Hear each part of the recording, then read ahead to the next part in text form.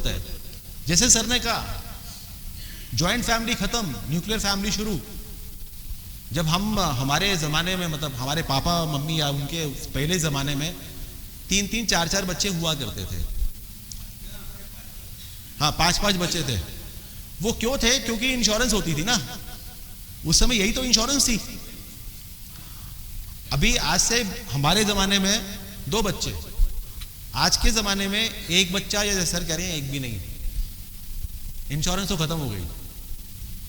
तो साहब, दूसरा, मल्टीपल इन्वेस्टमेंट चॉइसेस, बहुत सारे चॉइसेस आज की तारीख में अवेलेबल है। लाइफस्टाइल बदल रहा है। आज से 30 साल पहले कितने लोगों के पास में गाड़ी थी, कार थी? आज किसके पास में 2 कार से कम है? लाइफस्टाइल बदल रहा है बॉस। इन्फ्लेशन की बात करें, हम लोग अभी सेविंग्स और इन्वेस्टमेंट पे आएंगे, यहां पे इन्फ्लेशन काम आएगी। इन्फ्लेशन है क्या, वो भी बात करेंगे। बाकी जरूरतें और क्या क्या चीजें डिफाइन करती हैं कि मुझे इन्वेस्टमेंट कहां करना है, कितनी जगह पे मैं इन्वेस्टमेंट कर सकता हूं। टैक्स, जिसका आपने जिक्र किया, यहां पे हम बात करेंगे। रिस्क कितना ले सकते हैं आप लोग, कितना टाइम होराइजन है, कितना पैसा जल्दी चाहिए और कितना मार्केटेबिलिटी है। चलिए सर, आज मैं आपको एक ऑफर देता हूं। ऑफर यह है कि आप सबको एक फ्री एयर टिकट मिल रहा है। फ्री एयर टिकट सबको। कितने लोग लेना पसंद करेंगे? हाथ खड़ा करें ऊपर। सर खाली जाने का है ये मतलब फ्री दे रहा हूं सर, आप ऐसे मत बोलो ना। कितने लोग जाना? यार देखो, ये 50% है, ये 100% है। जाना पसंद करेंगे सर? अच्छा, कुछ लोग हैं जो मना कर रहे हैं। अच्छा चलिए, कोई बात नहीं, आप लोग जाना पसंद करेंगे, गुड। अभी एक कंडीशन है, एक कंडीशन तो इन्होंने पहले लगा दी, एक कंडीशन मैं आपको और बता रहा हूं कि पायलट को पता नहीं कि प्लेन लैंड कहां करना है। अब कितने लोग जाना चाहेंगे? अभी भी हैं रिस्क लेने वाले सर, उन्होंने पहले प्रपोज करके रिस्क लिया था, आज वापस रिस्क लेने को तैयार है। आदत पड़ी हुई है, डेरिंग आदमी है। अब हुआ क्या, देखिए, जब मैंने पहले पूछा तो आप में से काफी लोगों ने हाथ खड़ा किया, लेकिन दूसरी बार में सिर्फ एक व्यक्ति ने हाथ खड़ा किया। मतलब क्यों? ऐसा क्यों हुआ? ऐसा क्यों हुआ? रिस्क है। हाँ, पहले फ्री मिल रहा था, लेकिन फ्री तो अभी भी मिल रहा है। हाँ, वो पता नहीं है। तो साहब आपने क्या किया? देखिए, आपने जब तक आपका गोल तय नहीं था, आपने फ्री टिकट लेने के लिए भी मना कर दिया।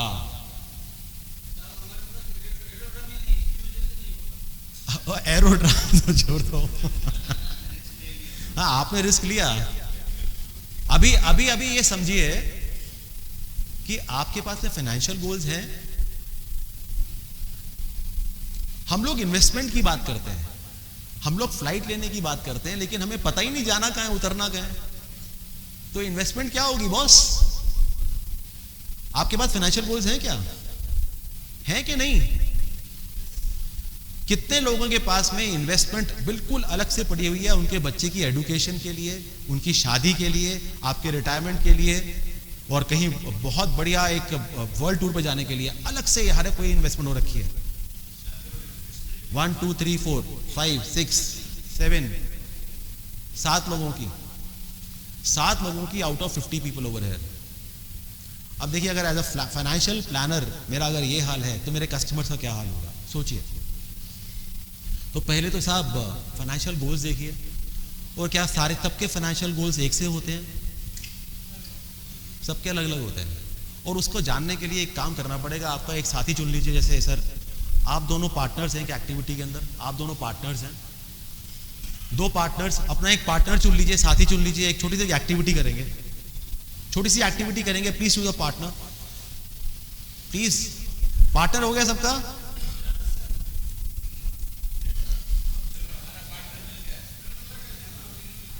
अभी आएगा, अभी आ जाएगा। मैम आप 2 मिनट पीछे आ जाइए उनके साथ में। अच्छा ठीक है। अभी जरा अपने पार्टनर के सामने फेस करके बैठ जाए प्लीज एक बार।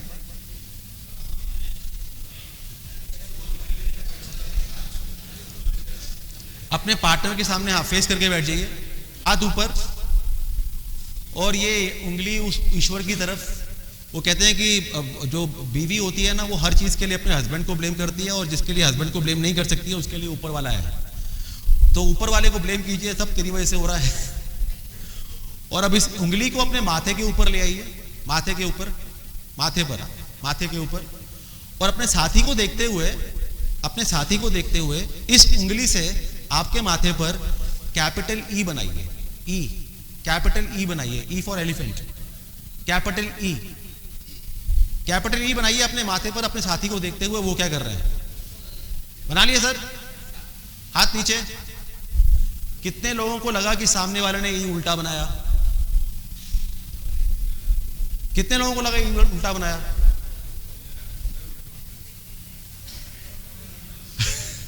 कंफ्यूजन है, वापस बना के देख लो। कंफ्यूजन है, वापस बना के देख लो।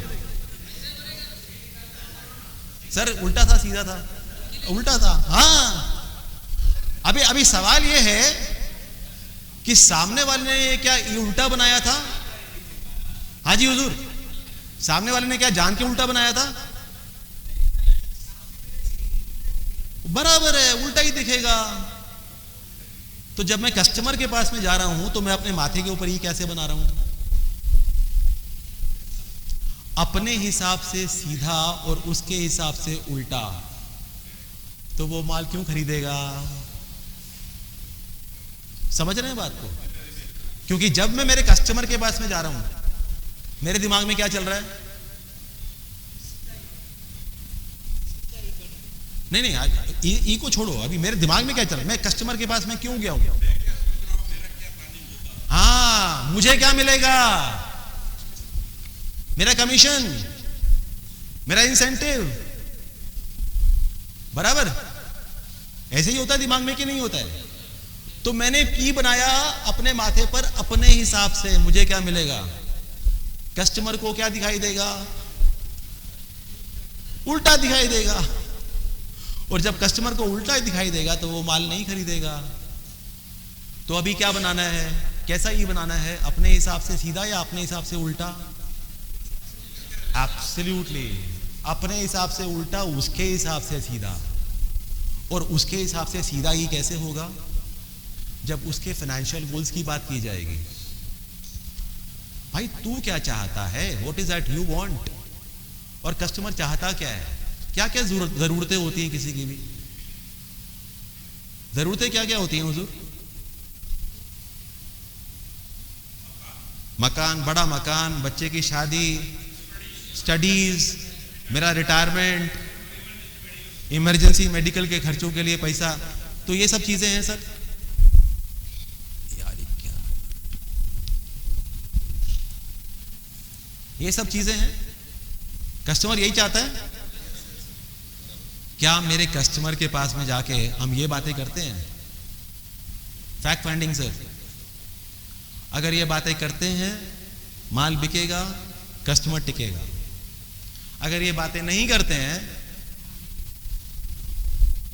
अब आप बताइए आप बेच क्या रहे हैं? आप क्या बेच रहे हैं बॉस? आप रिटायरमेंट बेच रहे हैं, एजुकेशन बेच रहे हैं, या पॉलिसीज बेच रहे हैं? दिल पे हाथ रख के बताइए। आप अगर कंसेप्ट बेच रहे हैं तो बिल्कुल सही बेच रहे हैं, लेकिन अगर आप पॉलिसी बेच रहे हैं, कस्टमर इंटरेस्टेड नहीं है, आप वापस ई उल्टा बना रहे हैं उसके हिसाब से। उसके हिसाब से ई सीधा बनाना है हुजूर। कंसेप्ट बेचना है, उसकी जरूरतों को बेचना है। जरूरतें बेचेंगे वो खरीदेगा, जरूरतें नहीं बेचेंगे वो नहीं खरीदेगा।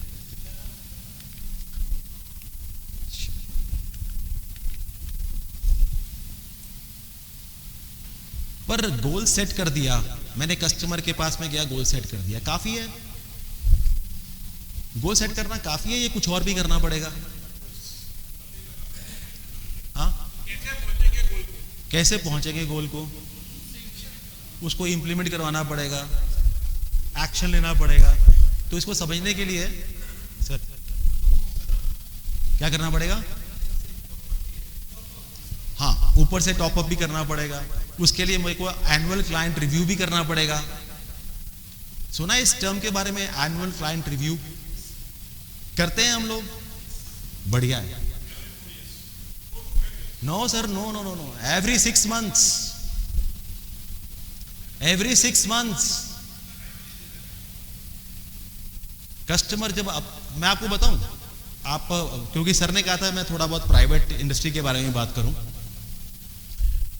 जिस कंपनी में पहले था मैक्स लाइफ के अंदर, वहां पे एजेंट के लिए कंपलसरी था कि कम से कम 1 साल में एक बार अपने पुराने कस्टमर के पास उसको जाना ही जाना है और एसीआर भर के आना है। एसीआर माने एनुअल क्लाइंट रिपोर्ट, कि आपका 1 साल पहले क्या सिचुएशन था, आज क्या सिचुएशन है, सिचुएशन में बदलाव हुआ है, आया है, अब पहले क्या इन्वेस्टमेंट था, आज क्या इन्वेस्टमेंट है, दोनों में फर्क क्या है और दोनों के फर्क को मिटाने के लिए आगे करना क्या है। आपने सीएफपीस का नाम सुना है, सर्टिफाइड फाइनेंशियल प्लानर्स? क्या करते हैं वो लोग? Absolutely perfect.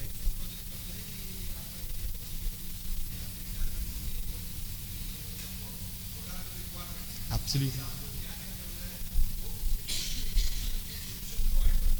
एब्सोल्युटली। क्या कर रहा है सीएफपी? ये सारे काम कर रहा है जो आप भी करते हैं। और वो सीएफपी क्या लेता है उनसे? चार्जेस लेता है। कितना चार्जेस लेता है, किसी को आइडिया है? सर उसका वो बेसिकली एयूएम पे डिपेंड करता है। काफी सारे वो जो सीएफपीज हैं वो पूरे साल का एक फिक्स्ड फीस लेते हैं या फिर एयूएम के बेसिस पे फीस लेते हैं कि आपके एयूएम का इतना परसेंटेज, ये फीस होता है उनका।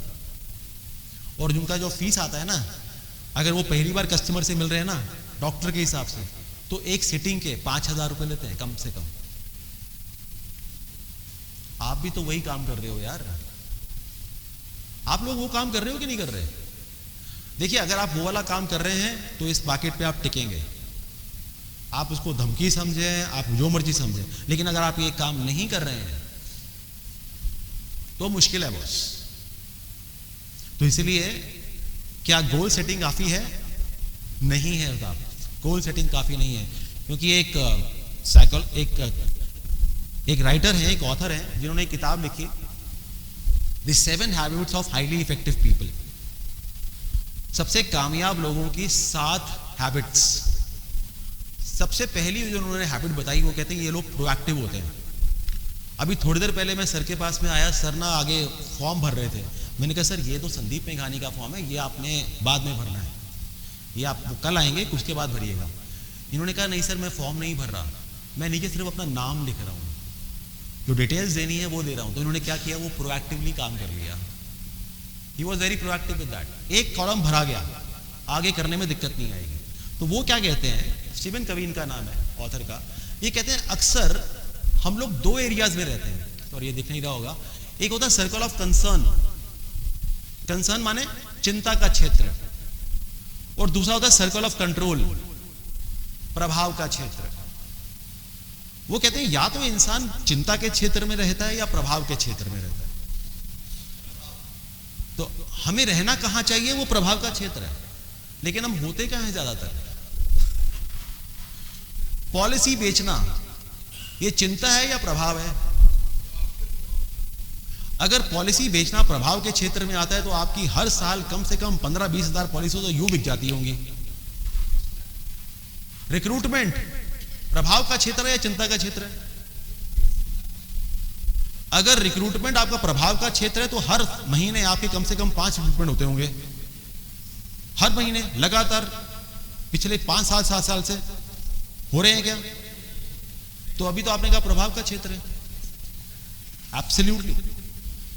तो ये पॉलिसी बेचना और रिक्रूटमेंट करना ये चिंता का क्षेत्र है हुजूर, ये प्रभाव का क्षेत्र नहीं है।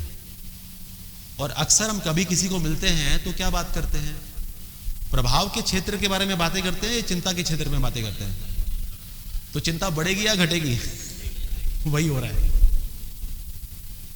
वही हो रहा है हुजूर। तो स्टीवन कवी ये कहते हैं कि अगर आप अपने प्रभाव के क्षेत्र में काम करना शुरू कर दें तो आपका चिंता का क्षेत्र कम हो जाएगा। और इन्वेस्टमेंट्स में प्रभाव का क्षेत्र है क्या? फाइनेंशियल प्लानिंग में प्रभाव का क्षेत्र है क्या? हाँ, ट्रस्ट नहीं, प्रभाव का क्षेत्र ट्रस्ट नहीं है सर, ट्रस्ट तो बनाना पड़ता है, वो चिंता का क्षेत्र है। मेरा कस्टमर है, मेरे ऊपर ट्रस्ट बनाएगा कि नहीं बनाएगा, वो मेरा चिंता का क्षेत्र है। इन्वेस्टमेंट के पॉइंट ऑफ व्यू से, फाइनेंशियल प्लानिंग के पॉइंट ऑफ व्यू से प्रभाव का क्षेत्र है क्या? Discipline in what? Yes, in continuing your plan, premium पे करना, इन्वेस्टमेंट करना, SIP करना, ये है प्रभाव का क्षेत्र। उदाहरण के तौर पे मैं बहुत मोटा था, आज से लगभग 6-8 महीने पहले मेरा वेट था 93 kgs। मेरा ये हाल था, मैंने पिछले 6-8 महीने के अंदर काफी मेहनत की अपने ऊपर और 15 किलो वेट कम किया। तो मोटा होना, वेट कम करना, ये चिंता का क्षेत्र है या प्रभाव का क्षेत्र है? अभी समझ में आ रहा है बॉस? ये चिंता का क्षेत्र है। बीवी अगर रूठ जाती है, यह प्रभाव का क्षेत्र है या चिंता का क्षेत्र है? चिंता का क्षेत्र है। अभी प्रभाव का क्षेत्र तो बाद में आएगा। ये चिंता का क्षेत्र, प्रभाव कहां पे आएगा? जब मैं एक्सरसाइज करूंगा। तो साहब, फाइनेंशियल प्लानिंग के अंदर गोल्स चिंता है, प्रभाव है उसके लिए जो करता हूं, उसके लिए जो मैं कदम उठाता हूं, वो मेरा चिंता का क्षेत्र नहीं है, प्रभाव का क्षेत्र है। भगवान श्री कृष्ण ने भी यही कहा गीता में, कर्मण्येवाधिकारस्ते मा फलेषु कदाचन। क्या मतलब हुआ इसका? कर्म कर बॉस, फल की आशा मत कर, फल तेरे कंट्रोल में नहीं है।